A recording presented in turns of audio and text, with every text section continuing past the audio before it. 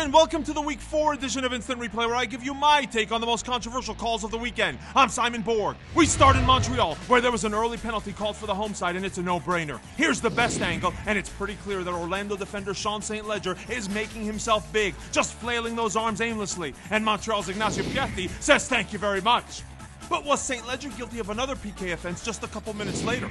You see the defender going for the ball here on Jack McInerney, but it doesn't look like he gets the ball and takes down the man instead. No penalty called by referee Ted Uncle, but I'm not so sure about it. Orlando City had 2 penalty shots of their own. Just before the break, Eric Avila goes down, but it looks to me like a clean and fair tackle by the Impact's Wandril Lefebvre. No penalty, and I agree.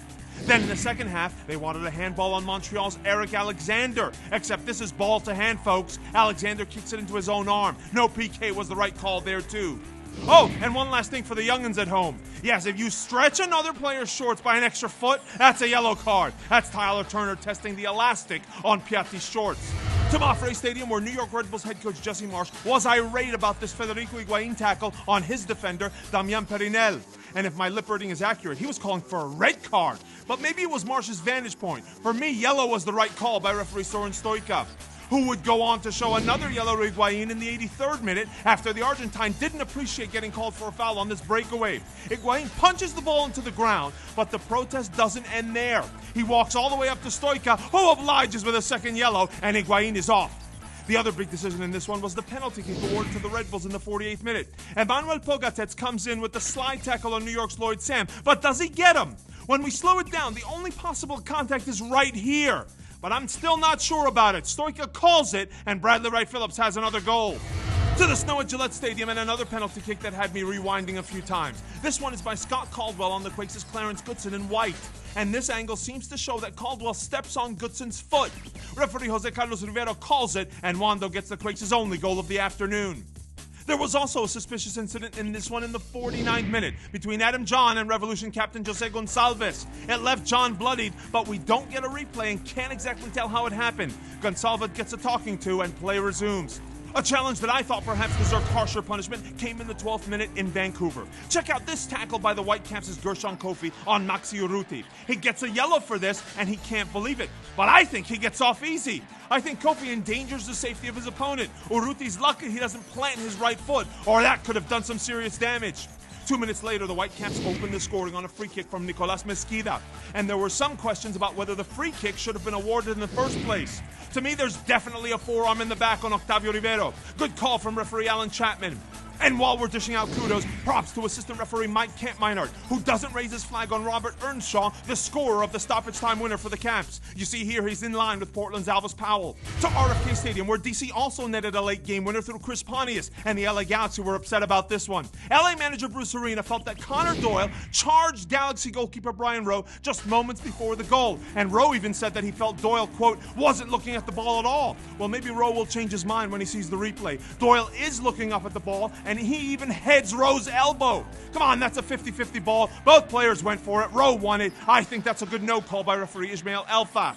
Now, maybe the Galaxy had a case on a penalty shot for a Kofi Opare handball earlier in the second half. This is a tough one. From this first angle, it looks like Opare's just trying to get up off the ground, and it's ball to hand. But from this angle, it looks like he's putting his arm up to make himself big, hand to ball. After watching it 10 times, I say penalty, but ultimately the referee doesn't go for it.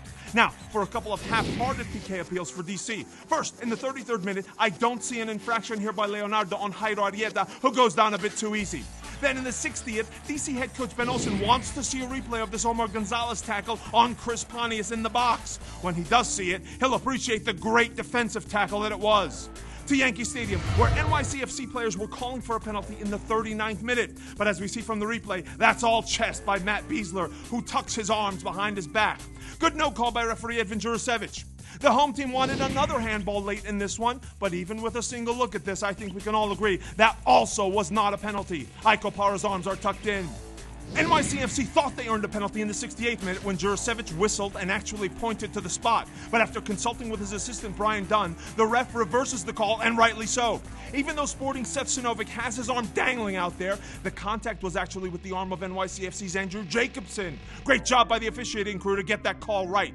But the expansion side was undeterred and brought on Tommy McNamara in search of a late equalizer, except McNamara really risked a straight red card in the 89th minute. He clearly has no shot at this ball and still goes in with both legs on goalkeeper Luis Marin, including making contact with his head. But McNamara doesn't even get a yellow. Staying with McNamara for a moment, he went down in the box in stoppage time, and Sporting KC players were adamant it deserved a yellow for simulation. Watching the replay, I don't disagree. To Toyota Park, where there was a red card in the Fire Union match on Sunday, and it was Fred getting his marching orders just 5 minutes after coming into the match. And to me, it's pretty cut and dry. The ball is long gone, and Fred just swings his arm around and sends a hand into Harry Shipp's face, right under the nose of referee David Gantar. Are you kidding me? That's as red as a Jim Curtin freckle. The sending off helped Chicago predict a 1-0 result for their first win of the season on this Adailton goal before the half. But Chicago felt they should have had a penalty much earlier in the 20th minute. Philly defender Ethan White deflects Quincy Amarikwa's first shot with his face, but then he deflects the second attempt with his arm. Given the proximity and his motion, you can argue ball to hand, but given how far his arm is outstretched, I cannot sympathize. That's a penalty for me, not for Gantar. The Union's only real gripe in this match came just minutes later. Philly's Andrew Wenger couldn't believe he was flagged for an offside on a play that finished with the ball in the back of the net. But pay attention to the cut of the grass. It looks to me like Wenger is ahead of the last Fire defender and closer to the grass with the darker shade of green. Good eye by assistant referee Matthew Nelson. An offside call that wasn't made came in Sunday's other national TV match between Real Salt Lake and Toronto FC. As armchair analyst Matt Doyle pointed out to us, moments before Luka Mulholland's opening goal, it looked like Devin Sandoval should have been flagged for offside on this cross by Elmas Garcia. But assistant Paul Scott doesn't flag it. The play instead continues and RSL take the lead. Scott did come back and rule Sebastian Jaime offside on this play just 2 minutes later. That goal didn't count. Speaking of Jaime, look at what he gets away with in the 53rd minute. He gets the worst of this challenge with TFC's Clement Simonen, but only after he goes in on the Toronto defender with his studs showing. To me, that kind of entry endangers the safety, whether you make contact or not. No card shown by referee Hilario Grajeda, who disallowed a goal by Nick Hagelin in the 73rd minute. Hagelin's a beast in the air, and he had Chris Schuler marking him, but it looks to me like Schuler simply overran the player and the ball and tripped himself up in the process. I don't see the foul, but Grajeda was sure convinced of it. One last thing from Rio Tinto, and it came within 10 seconds of the start of the match. That's when Toronto's Luke Moore was appealing for a very early penalty. You see here Moore's cross makes contact with Jamison Olave's arm, which is tucked behind his back, however. Looks like a ball-to-hand situation to me. No penalty. And we finish in Frisco, where the best team in MLS faced the best regular season team from last year, the Seattle Sounders. The big call in this one was the straight red to Kellen Acosta in the 18th minute. Ouch! You can argue Acosta's going for the ball, but the bottom line is that serious foul play. He knew Andy Rose was right there and still went in with a very high boot. Studs showing. Referee Kevin Stott is right, endangering the safety. That's a red card. FC Dallas players took issue with the fact that the referee allowed advantage on that one. So what? Nothing says you have to whistle a play dead to give a red card. That's a great advantage call there by Stott.